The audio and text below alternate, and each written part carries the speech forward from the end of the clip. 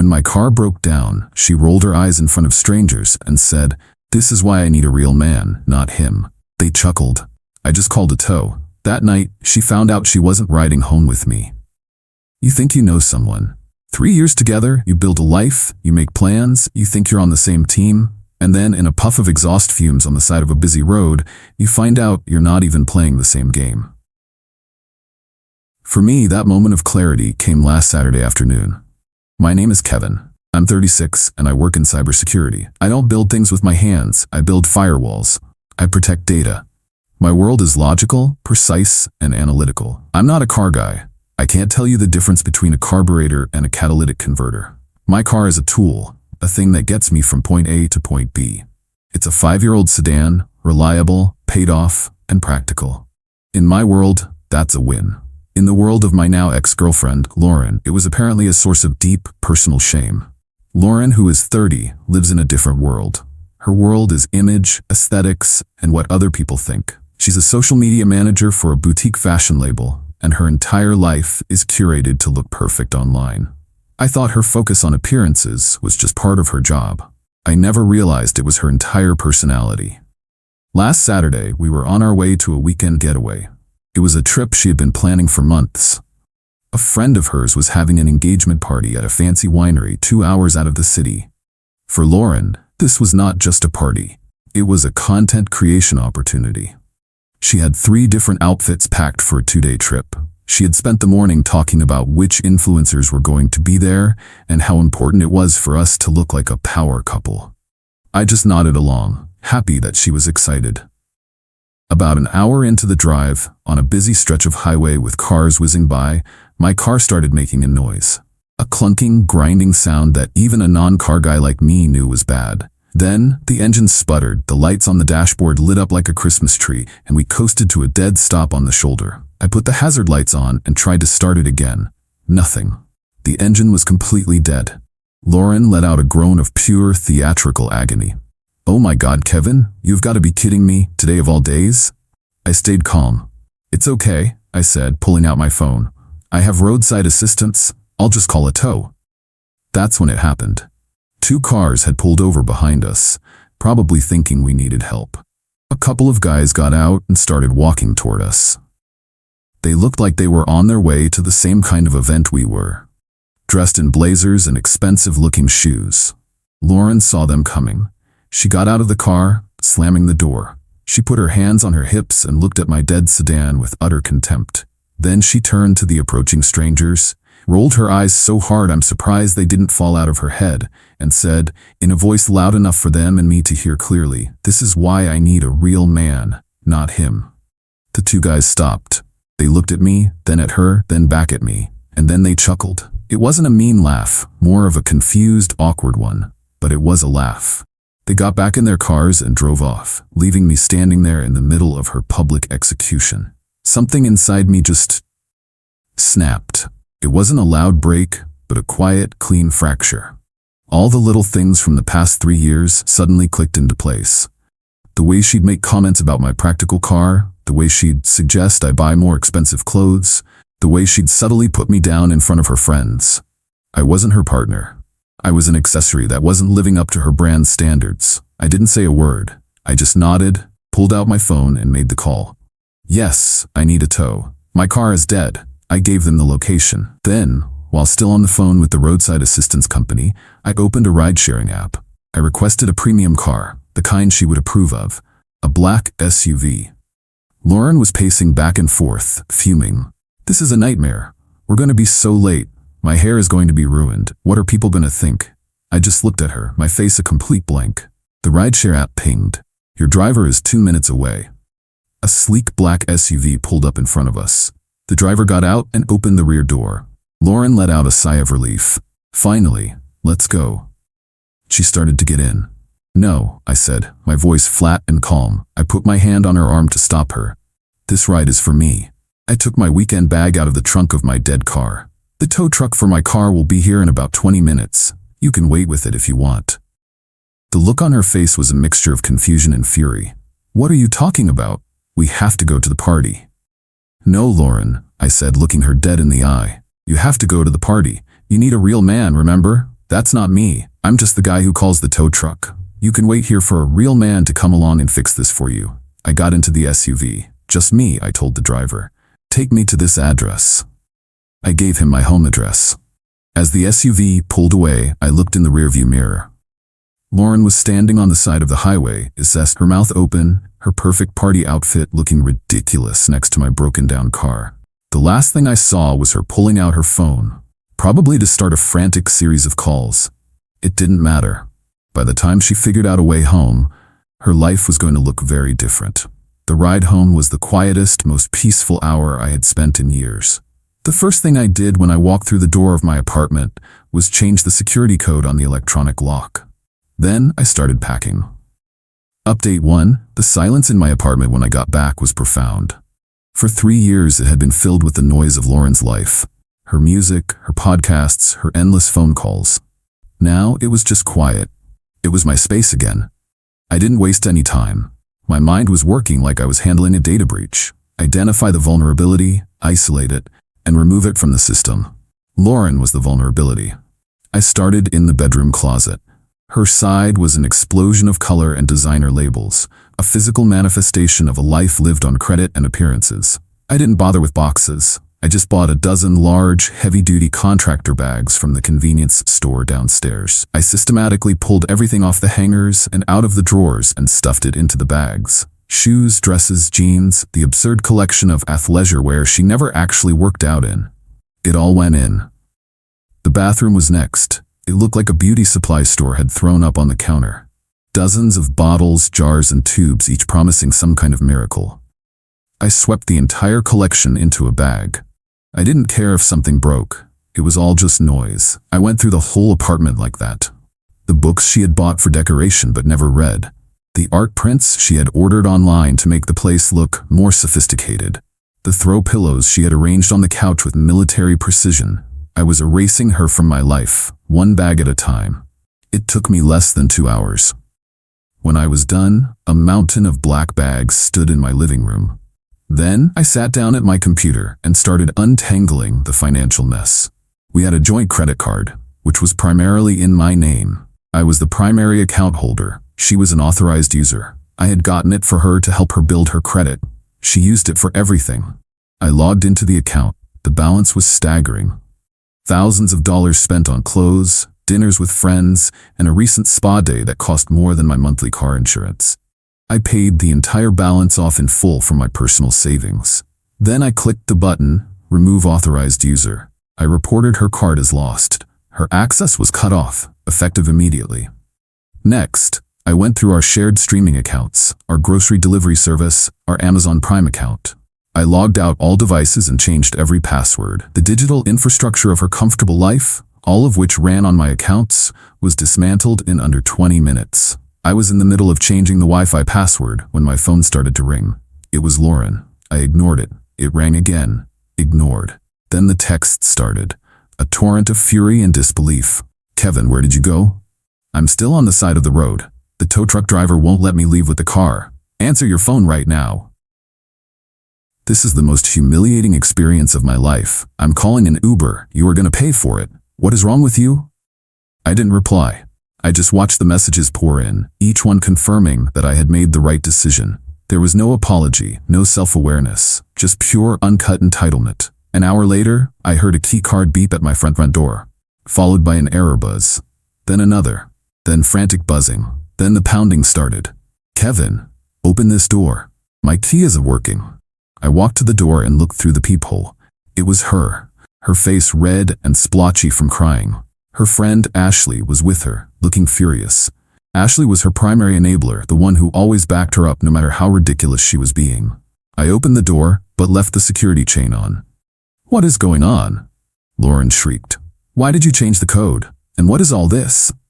She gestured past me to the pile of black bags in the living room. I didn't change the code, I said calmly. I changed the lock. This is my apartment. And that, I said, nodding toward the bags, is your stuff. You're moving out. Ashley stepped forward. You can't just kick her out, Kevin. She lives here. That's illegal. Actually, it's not, I said, my voice as steady as a rock. Lauren is not on the lease. She has never paid $1 of rent. She was a guest, and her stay is over. You have 1 hour to load her belongings into your car. I suggest you start now, because at the end of that hour, anything left here will be considered abandoned property and will be disposed of." The two of them just stared at me, their jaws practically on the floor. Lauren seemed to finally realize that this was not a negotiation.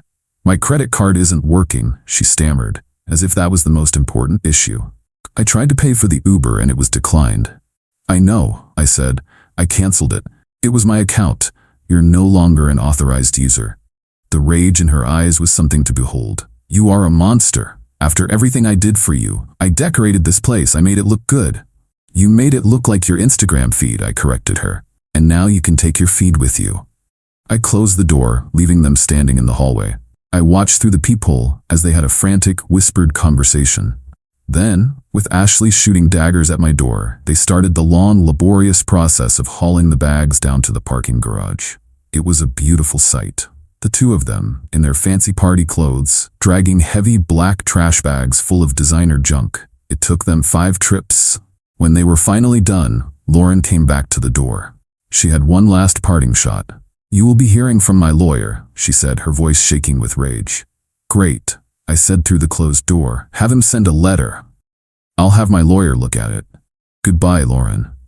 I heard her stomp away, and then, for the first time in 3 years, my home was truly quiet. Update 2. The legal threat was, as I expected, nothing but hot air, but that didn't mean the war was over. In Lauren's world, the battlefield wasn't a courtroom. It was social media and the court of public opinion. A few days after the incident, the first shots were fired. It started with a vague Instagram story from Lauren, a black and white picture of her looking sadly out a window, with the caption, "You never truly know someone until they show their true colors. Heartbroken, Taft narcissistic abuse." Then came the supporting fire from her friends. Ashley posted a long, rambling Facebook status about how some men can't handle strong, successful women, and how they will try to punish them by abandoning them in dangerous situations. She didn't use my name, but it was obvious who she was talking about. The narrative was clear. I was a cruel, abusive monster who had a psychotic break and left my loving girlfriend for dead on the side of a highway. The story started to spread through our wider social circle. I got a few texts from people asking if I was okay, their tone implying that they had heard I was the one with the problem. I knew that engaging them on their turf would be a mistake. Arguing on social media is like wrestling with a pig in the mud. You both get dirty, and the pig likes it. I needed a different strategy. My weapon wasn't emotion, it was facts and precision. I thought about the incident on the highway, the 2 guys who had chuckled and driven off. It was a long shot, but I had gotten a partial look at their license plate as they left. I'm good with details. It's my job. I have a friend who works in a field where he has access to certain databases. Nothing illegal, but he's good at finding information. I gave him the partial plate number, the make and model of the car, and the time and location of the incident. I asked him if he could possibly identify the owner. I told him it was related to a personal dispute, and I just needed to ask the person a question. 2 days later, he sent me a name and a phone number. The car was registered to a guy named David who lived in a town near the winery. I took a deep breath and made the call. "Hello, is this David?" I asked when he answered. "Yeah, who's this?" "My name is Kevin. This is going to sound very strange, but I think you witnessed an incident with me on the highway last Saturday. My car broke down and you and a friend pulled over." There was a pause. "Oh man, yeah, I remember that. Your girlfriend was really angry." "That's one word for it," I said. "Look, the reason I'm calling is that she's now telling people that I abandoned her and that I was the one causing the problem.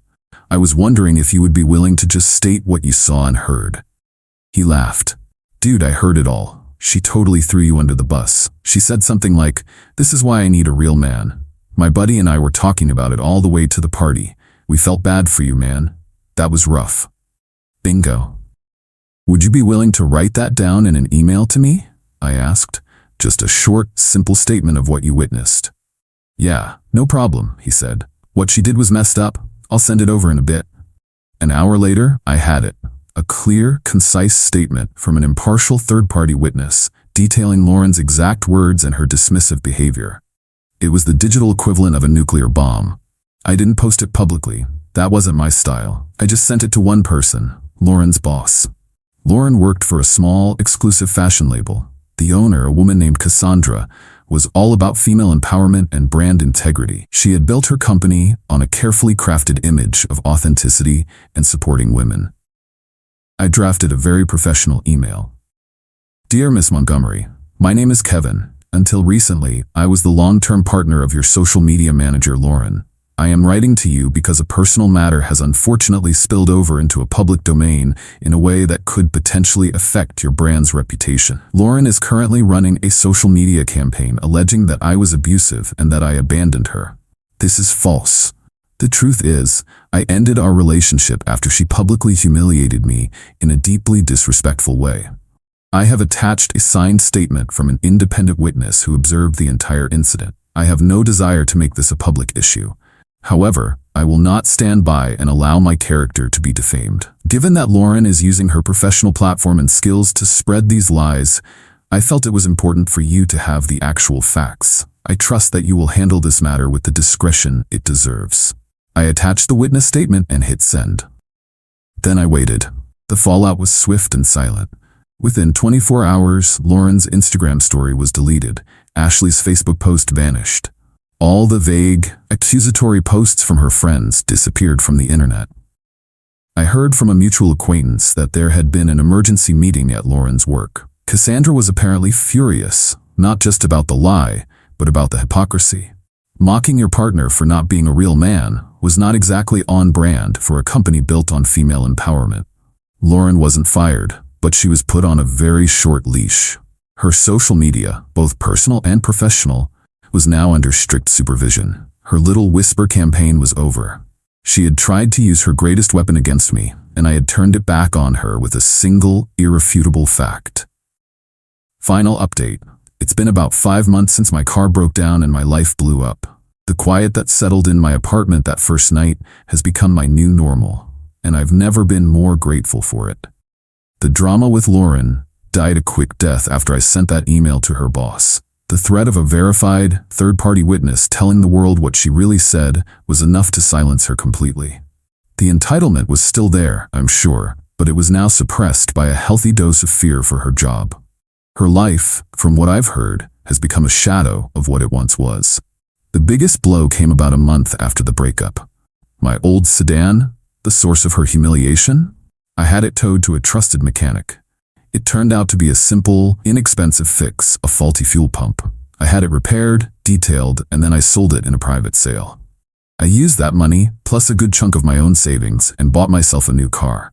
Not a flashy sports car, but a brand new, top-of-the-line SUV. The kind of car she always dreamed of being seen in. It's safe, it's reliable, and it's all mine. I didn't buy it to spite her, but I have to admit, there's a certain poetic justice to it. Lauren, on the other hand, is now driving a 10-year-old compact car that her parents helped her buy. Without my income to support her lifestyle, she had to move out of the apartment she was subletting from Ashley and into a small studio in a less desirable part of town. The designer clothes and spa days are a thing of the past. She is living, for the first time, within her own means. And she is apparently miserable. Her friends, like Ashley, have mostly drifted away. They were friends with her lifestyle, not with her. When the parties, the expensive dinners, and the weekend getaways stopped, so did their loyalty.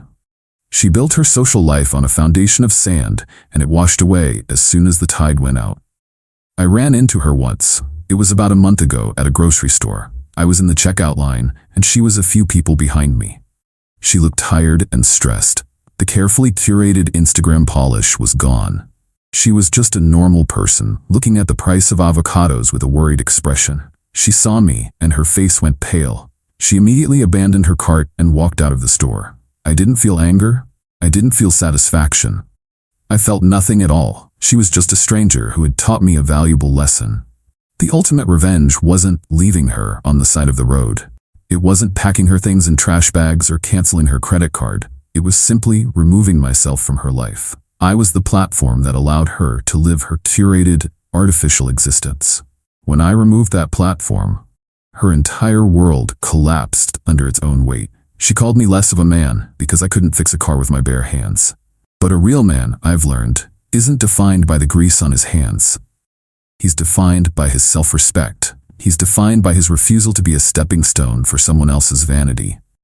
He's defined by his ability to walk away from a situation that is beneath him. I'm dating someone new now. Her name is Sarah. She's an architect. The other day, we were driving in my new SUV, and she asked me if I knew anything about cars. I laughed and said, "Absolutely not. I have a good mechanic, and that's all I need to know." She smiled and said, "Good. I'd be worried if you did. I prefer a man who is smart enough to delegate." And in that simple sentence, I understood the difference between a partner and a parasite. Lauren wanted a man who could fix her problems. Sarah wanted a man who could build a life with her. I finally have that. And it's a life that is real, all the way down to the foundation.